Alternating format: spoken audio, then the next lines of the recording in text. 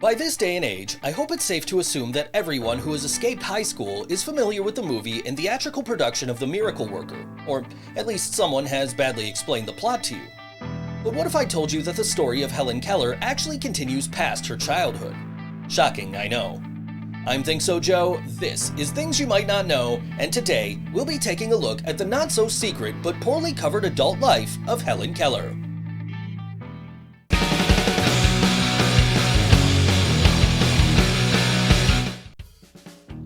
Now, if you made it through that intro and find yourself saying, "Wait a second, I thought Helen Keller was fictional," you apparently are not alone.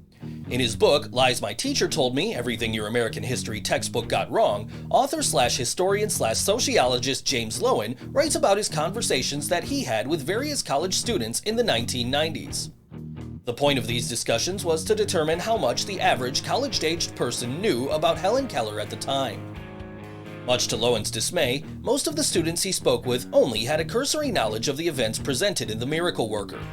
On top of that, a large enough chunk of the interviewed demographic actually thought Keller was a made-up, inspirational character, not unlike Uncle Sam or Mankind. Yes, I consider Mankind to be inspirational. Don't at me! In the interest of getting everyone on the same page, let's play some catch-up. Helen Adams Keller was born June 27, 1880 in Tuscumbia, Alabama. At the age of just 19 months, she fell ill, which caused loss of both her sight and hearing. During her childhood, she was taught language, reading, and writing by her first teacher and lifelong friend, Anne Sullivan. The writing and language skills that would become useful to Helen later in life were taught to her using the Tadoma Method. This is a method of communication used by many deaf-blind individuals wherein they can understand what the other person is saying by specific placement of their hands on the speaker's face. The Tadoma Method is actually pretty interesting, and if you're unfamiliar with it, I would absolutely recommend giving it a Google. If you'd rather have me explain it to you in a later episode, hit up that comments section. Jumping forward in time, Helen Keller used the communication skills she learned as a child to attend Radcliffe College of Harvard University and became the first deaf-blind person ever to earn a bachelor's degree. After college, she wrote 14 books and countless essays and speeches about various subjects that she just happened to find interesting. On top of being a supporter of the NAACP and an originating member of the ACLU, Keller campaigned for world peace, labor rights, and women's suffrage. Her work advocating for people with disabilities is something that still has an impact to this day, and is what many people who knew she was a real person remember her for.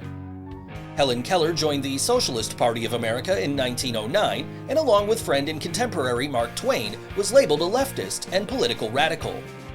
On top of being a suffragist, a birth control supporter, and pacifist, she was a major opponent of Woodrow Wilson, who allegedly loved white supremacy on the DL.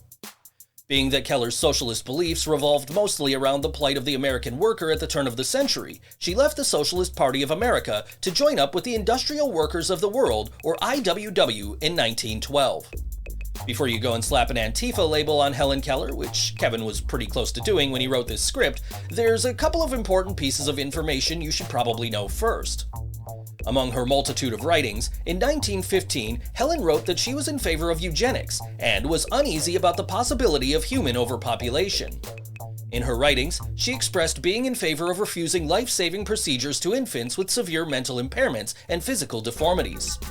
Helen Keller was the recipient of many honors later in her life and posthumously. These include an induction into the National Women's Hall of Fame and being awarded the Presidential Medal of Freedom by President Lyndon B. Johnson. She is depicted on the Alabama State Quarter and has many streets named after her in multiple countries. After her death in 1968, her birthplace, the home she was born in, now known as Ivy Green, was turned into a National Historic Landmark and museum. Hey everybody, thank you so much for watching Things You Might Not Know. If you enjoyed today's video, please leave a like and a comment down below, subscribe to the channel if you haven't already, and hit that bell icon so you get notified every time I post a new video. You can follow me on Facebook, Twitter, and Instagram. You can see a playlist of Things You Might Not Know videos over here. Thanks again for watching, and I'll see you next time.